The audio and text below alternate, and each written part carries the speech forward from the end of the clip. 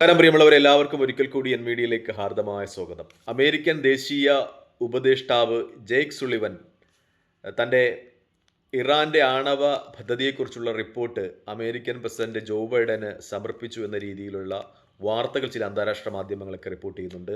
അതിനെ തുടർന്ന് അമേരിക്ക ഇറാന് മേൽ എന്ത് നടപടികൾ സ്വീകരിക്കുമെന്നാണ് ഇപ്പോൾ ലോകം ആകാംക്ഷാപൂരിതമായി നോക്കിയിരിക്കുന്നത്. നമുക്കറിയാവുന്നതുപോലെ തന്നെ ഒക്ടോബർ 5-ന് ഇറാനിലൊരു ഭൂകമ്പം രേഖപ്പെടുത്തിയിരുന്നു. അത് ഭൂകമ്പമല്ല, മറിച്ച് ഇറാന്റെ ആണവായുധ പരീക്ഷണമാണ് എന്ന രീതിയിലൊക്കെ അന്താരാഷ്ട്ര മാധ്യമങ്ങൾ ചർച്ച ചെയ്തിട്ടുണ്ടായിരുന്നു.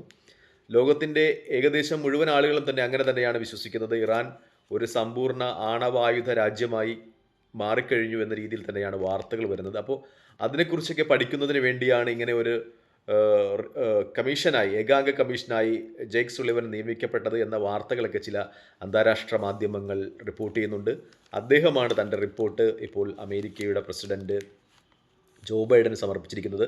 ജോ ബൈഡൻ്റെ കാലാവധി ഏകദേശം അവസാനിക്കുകയാണ്. ഇനി ദിവസങ്ങൾ മാത്രമാണുള്ളത്. അതുകൊണ്ട് തന്നെ അദ്ദേഹം ഈ റിപ്പോർട്ടിന് മേൽ എന്ത് നടപടി എടുക്കും എന്നത് ഒരു ചോദ്യചിഹ്നമായി തന്നെ അവശേഷിക്കുകയാണ് എന്നൊരു പ്രത്യേകത കൂടി പുറത്തു വരുന്നുണ്ട്. മറ്റൊന്ന്, IDF പുറത്തുവിടുന്ന ഇസ്രായേലിലെ സൈനികരുടെ മരണവിവരമാണ്. പ്രത്യേകിച്ചും 891 സൈനികർ ഗസയിൽ ഹമാസുമായിട്ടുള്ള യുദ്ധത്തിൽ കൊല ചെയ്യപ്പെട്ടു എന്ന ഒരു വിവരം ഇസ്രായേലിൻ്റെ IDF പുറത്തുവിടുന്നതായി ചില അന്താരാഷ്ട്ര മാധ്യമങ്ങളൊക്കെ സൂചിപ്പിക്കുന്നുണ്ട്. അതിൽ 2023 38 സൈനികർ ആത്മഹത്യ ചെയ്തു. 2022 21 പേരാണ്. 2022 15 സൈനികരാണ് ആത്മഹത്യ ചെയ്ത് സ്വയം ജീവൻ അവസാനിപ്പിച്ച സൈനികരുടെ കണക്കാണ് ഈ പറയുന്നത്. ഇത് IDF തന്നെ പുറത്തുവിടുന്ന കണക്കായിട്ടാണ് ചില മാധ്യമങ്ങൾ സൂചിപ്പിക്കുന്നത്. പ്രത്യേകിച്ചും ഈ ആത്മഹത്യക്ക് കാരണമെന്ന് പറയുന്നത് അവരുടെ മാനസിക സംഘർഷമാണ്. ഗസയിൽ യുദ്ധത്തിന് നിയോഗിക്കപ്പെടുന്ന സൈനികർ അവിടെ ചെയ്യുവാൻ നിർബന്ധിതമാക്കുന്ന ക്രൂരകൃത്യങ്ങളുടെ പേരിൽ, അല്ലെങ്കിൽ തങ്ങൾ അവിടെ കണ്ട കരളലിപ്പിക്കുന്ന കാഴ്ചയുടെ പേരിൽ തിരിച്ച് അവധി കഴിഞ്ഞ് തിരിച്ച് ഇസ്രായേലിലെത്തുന്നതിന് ശേഷം സ്വസ്ഥമായ ജീവിതം പുലർത്തുവാൻ കഴിയാത്ത ഒരവസ്ഥയിലേക്ക് വരുന്നു എന്നാണ് അന്താരാഷ്ട്ര മാധ്യമങ്ങളൊക്കെ നേരത്തെ തന്നെ റിപ്പോർട്ട് ചെയ്തിട്ടുണ്ടായിരുന്നത്. പ്രത്യേകിച്ചും പച്ചയായ മനുഷ്യരുടെ പുറത്തോട് അവർക്ക് മിക്കപ്പോഴും ടാങ്കുകളൊക്കെ കയറ്റേണ്ടി വരുന്നു. പ്രത്യേകിച്ചും അവരുടെ ഉന്നത സൈനിക ഉദ്യോഗസ്ഥന്മാരുടെ നിർദ്ദേശപ്രകാരം. അപ്പോൾ പുറത്തു വരുന്ന മനുഷ്യ ശരീരങ്ങളുടെ, അല്ലെങ്കിൽ ആന്തരിക അവയവങ്ങളുടെ ചിത്രങ്ങൾ അവർക്ക് എപ്പോഴും ഓർമ്മ വരുന്നു. അതൊക്കെ കൊണ്ട് അവർക്ക് ശരിയായ ഭക്ഷണം കഴിക്കുവാൻ പറ്റുന്നില്ല, അവരുടെ അവധിക്കാലം ആസ്വദിക്കുവാൻ പറ്റുന്നില്ല. എന്നിങ്ങനെയുള്ള കാര്യങ്ങളാൽ ഇസ്രായേലി സൈനികർ കടുത്ത മാനസികാഘാതത്തിലേക്ക് വഴുതി വീഴുന്നു എന്ന റിപ്പോർട്ടുകൾ ഉണ്ടായിരുന്നു. അതിനെ തുടർന്നാണ് ഈ ആത്മഹത്യയുടെ നല്ലൊരു പങ്കും എന്ന് പറയുമ്പോൾ മറ്റു കുറച്ച് പേർ ആത്മഹത്യ ചെയ്യുന്നത് ഗുരുതരമായി പരിക്കേറ്റ ഇസ്രായേലി സൈനികരാണ്.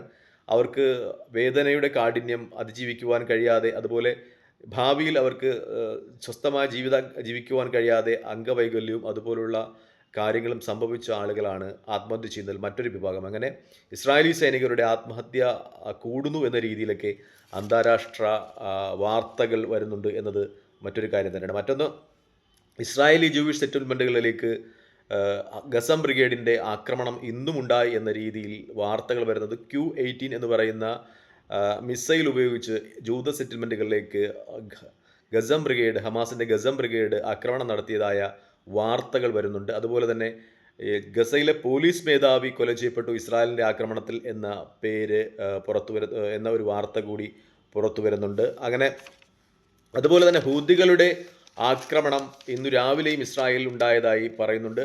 ബാലസ്റ്റിക് മിസൈലുകളും അതോടൊപ്പം ഡ്രോണുകളും ഉപയോഗിച്ച്, ആദ്യം ബാലസ്റ്റിക് മിസൈലുകളും അതിരാവിലെ, അതിനുശേഷം ഡ്രോണുകളും ഉപയോഗിച്ച് ഹൂതികൾ ഇസ്രായേലിന് നേരെ ആക്രമണം നടത്തിയതായി വാർത്തകൾ വരുന്നുണ്ട്. പ്രത്യേകിച്ചും 20-ലധികം ആളുകൾക്ക് പരിക്കേറ്റു എന്നാണ് പറയുന്നത്. ഇസ്രായേലിൻ്റെ മിസൈൽ പ്രതിരോധ സംവിധാനങ്ങൾക്ക് ഇവയെ ആക്രമണത്തെ തടഞ്ഞു നിർത്തുവാൻ കഴിഞ്ഞുവെങ്കിലും ആകാംക്ഷ മൂലം ഈ ഓട്ടത്തിനും അതുപോലെ ബങ്കറുകളിലേക്കുള്ള മരണപ്പാച്ചിലിനും ഇടയ്ക്ക് നിരവധി പേർക്ക് പരിക്കേറ്റതായിട്ട് അന്താരാഷ്ട്ര മാധ്യമങ്ങളൊക്കെ റിപ്പോർട്ട് ചെയ്യുന്നുണ്ട്. അപ്പോൾ ആ ഭാഗത്തു നിന്നും, ഹൂതികളുടെ ഭാഗത്തു നിന്നും ഹമാസിൻ്റെ ഭാഗത്തു നിന്നും ഇസ്രായേലിന് ആക്രമണങ്ങൾ നേരിടേണ്ടി വരുന്നു എന്നത് തന്നെ മറ്റൊരു തലത്തിൽ പറഞ്ഞാൽ യുദ്ധം ആ ഭാഗത്ത് ഇപ്പോഴും സുശക്തമായി നിലനിൽക്കുന്നു എന്ന രീതിയിലേക്ക് തന്നെയാണ് കാര്യങ്ങൾ പോകുന്നതെന്ന് വ്യക്തമാകുന്നു. മറ്റൊന്നത് കൂടിയുണ്ട്.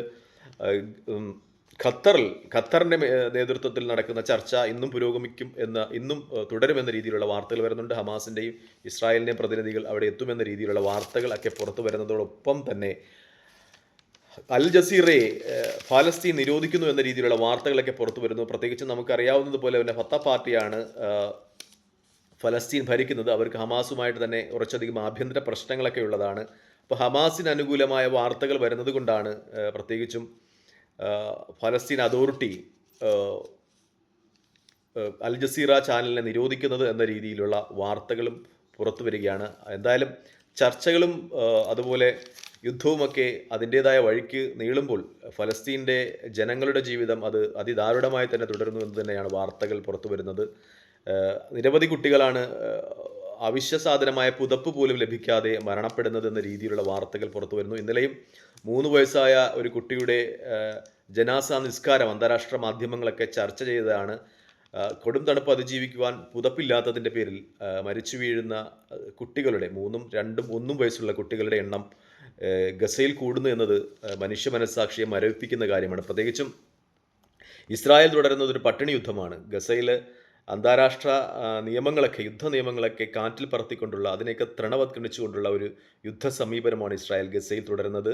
പ്രത്യേകിച്ചും യുദ്ധത്തിൽ പരിക്കേറ്റ ആളുകൾ അവർക്കുള്ള മരുന്നുകൾ എത്തിക്കുന്നതിന് അല്ലെങ്കിൽ കുട്ടികൾക്കുള്ള ആഹാരം എത്തിക്കുന്നതിനൊക്കെ ഇസ്രായേൽ ഉപരോധം ഏർപ്പെടുത്തുകയാണ്. ചുറ്റുമുള്ള അറബ് രാജ്യങ്ങളും അന്താരാഷ്ട്ര സംഘടനകളുമൊക്കെ വസ്ത്രങ്ങളും അതുപോലെ മരുന്നുകളും എത്തിക്കുവാൻ ശ്രമിക്കുന്നുണ്ടെങ്കിലും ഇസ്രായേൽ ഇതിനു മേലൊക്കെ ഉപരോധം ഏർപ്പെടുത്തുകയാണ് എന്ന രീതിയിലാണ് അന്താരാഷ്ട്ര മാധ്യമങ്ങളൊക്കെ റിപ്പോർട്ട് ചെയ്യുന്നത്. അതുകൊണ്ട് തന്നെ ഗസയിൽ മരിച്ചു വീഴുന്ന കുട്ടികളുടെ ആഹാരം കിട്ടാതെ മരിച്ചു വീഴുന്ന കുട്ടികളുടെ എണ്ണം കൂടുന്നു എന്ന രീതിയിൽ തന്നെയാണ് വാർത്തകൾ പുറത്തു വരുന്നത്. എപ്പോഴും പറയാറുള്ളത് പോലെ ഇസ്രായേൽ ലക്ഷ്യമാക്കുന്നത് കുട്ടികളുടെ ഒരു ഉന്മൂലീകരണമാണ്. കാരണം ആ കുട്ടികൾ വളർന്നു വന്ന് നാളെ ഫലസ്തീൻ്റെ വിമോചന പോരാട്ടങ്ങൾക്ക് നേതൃത്വം കൊടുക്കരുത് എന്ന രീതിയിൽ വാർത്തകൾ പുറത്തു വരുന്നുണ്ടായിരുന്നു. പ്രത്യേകിച്ചും അതുകൊണ്ട് തന്നെ കുട്ടികളെ മിക്കപ്പോഴും ഇസ്രായേൽ ലക്ഷ്യമാക്കുന്നുണ്ട്. ആ കുട്ടികളുടെ വളർന്നു വന്ന് നാളെ ഫലസ്തീൻ്റെ വിമോചന പോരാട്ടങ്ങൾക്ക് നേതൃത്വം കൊടുക്കരുത് എന്ന ഒരു ഗൂഢ ഉദ്ദേശമാണ് ഇസ്രായേലിൻ്റെ പിന്നിലുള്ളത് എന്ന രീതിയിൽ ചില മനുഷ്യാവകാശ പ്രവർത്തകരൊക്കെ ആരോപണം ഉന്നയിച്ചിരുന്നു. മറ്റൊന്ന് യുടെ ഭാഗത്തു നിന്ന് അനുകൂലമായ ഒരുപാട് പ്രതികരണങ്ങൾ ഗസയ്ക്ക് അനുകൂലമായി ഉണ്ടാകുന്നതാണ്. പ്രത്യേകിച്ചും പരിക്കേറ്റ ഒരുപാട് ആളുകളെയൊക്കെ UAE ഏറ്റെടുക്കുന്നു, അവരുടെ ചികിത്സാ സൗകര്യങ്ങൾ UAE ഒരുക്കുന്നു എന്ന രീതിയിൽ ഒക്കെ വാർത്തകൾ വരികയാണ്. എന്തായാലും ഗസയിലെ യുദ്ധം അതിവേഗം അവസാനിച്ച് ആ രാജ്യത്തെ ജനങ്ങൾ സമാധാനത്തോടെ കഴിയുന്ന ഒരു സ്ഥിതിവിശേഷം ഉണ്ടാകട്ടെ എന്ന് പ്രാർത്ഥിക്കുന്നു. അതുപോലെ ഫലസ്തീനും ഇസ്രായേലും പരസ്പരം അംഗീകരിച്ച് ഇരു രാജ്യങ്ങളും സ്വതന്ത്രത്തിൻ്റെ ശുദ്ധവായു ശ്വസിച്ച് വരുന്ന തലമുറ ഇരു രാജ്യങ്ങളെയും വരുന്ന തലമുറ ഒന്നിച്ച് ഐക്യത്തിൽ രമ്യതയിൽ കഴിയുന്ന ഒരു സ്ഥിതിവിശേഷം ഉണ്ടാകട്ടെ എന്ന് പ്രാർത്ഥിക്കുകയാണ്. പരസ്പരം ഇരു രാജ്യങ്ങളും അതിർത്തികൾ പങ്കിട്ടുകൊണ്ട് അങ്ങോട്ടും ഇങ്ങോട്ടും ചെയ്യുന്ന യുദ്ധം അത് ആ രാജ്യങ്ങളുടെ സ്വസ്ഥതയെ സമാധാനത്തേക്ക് വല്ലാതെ ബാധിക്കുന്നുണ്ട്. രണ്ടു രാജ്യത്തെയും അല്ലെങ്കിൽ ലോകത്തിൻ്റെ തന്നെ തീവ്ര മനോഭാവ ചിന്താഗതിയുള്ളവർ ആ ചിന്തകളൊക്കെ ഉപേക്ഷിച്ച് പരസ്പരം അംഗീകരിച്ചുകൊണ്ട് സഹകരിച്ചുകൊണ്ട് ജീവിക്കുന്ന ഒരു പുതിയ ലോകക്രമമെങ്കിലും ഉണ്ടാകട്ടെ എന്ന് പ്രാർത്ഥിക്കാം. കാരണം ഇത് സഹിഷ്ണുതയുടെ കാലഘട്ടമാണ്, സഹിഷ്ണുത നൂറ്റാണ്ടാണ്. സഹിഷ്ണുത ഉൾക്കൊണ്ടുകൊണ്ട് എല്ലാ സംസ്കാരങ്ങളെയും എല്ലാ മതങ്ങളെയും എല്ലാ ജനവിഭാഗങ്ങളെയും ഉൾക്കൊണ്ടുകൊണ്ട് പരസ്പരം സഹകരിച്ച് ജീവിക്കുവാൻ മനുഷ്യർക്കെല്ലാവർക്കും കഴിയട്ടെ എന്ന പ്രാർത്ഥനയോടെ നിർത്തുന്നു. നന്ദി, നമസ്കാരം ചെയ്യുന്നത്. വീഡിയോ ഇഷ്ടപ്പെടുന്നുണ്ടെങ്കിൽ ലൈക്ക് ചെയ്യുക, ഷെയർ ചെയ്യുക, കമൻറ്റ് ചെയ്യുക. മറ്റൊരു വീഡിയോയുമായി കാണുന്നവരെ പ്രാർത്ഥന ഉൾപ്പെടുത്തുക. ദയവായി ചാനൽ സബ്സ്ക്രൈബ് ചെയ്യുക. ജയ് ഹിന്ദ്.